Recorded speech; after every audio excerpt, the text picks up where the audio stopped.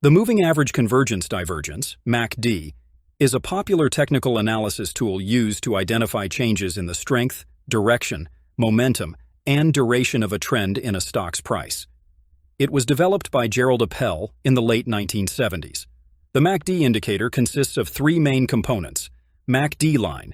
This is calculated by subtracting the 26-period exponential moving average, EMA, from the 12-period EMA. Signal line. This is a 9-period EMA of the MACD line. Histogram. This is the difference between the MACD line and the signal line.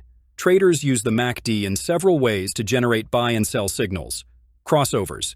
When the MACD line crosses above the signal line, it can be a bullish signal, potential buy. Conversely, when the MACD line crosses below the signal line, it can be a bearish signal, potential sell. Zero line crossovers. When the MACD line crosses above the zero line, it indicates positive momentum, and when it crosses below, it indicates negative momentum. Divergence.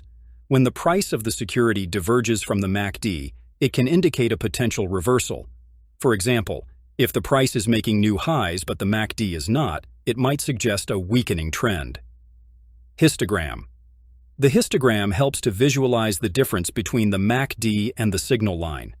When the histogram is positive, the MACD is above the signal line, and when it is negative, the MACD is below the signal line.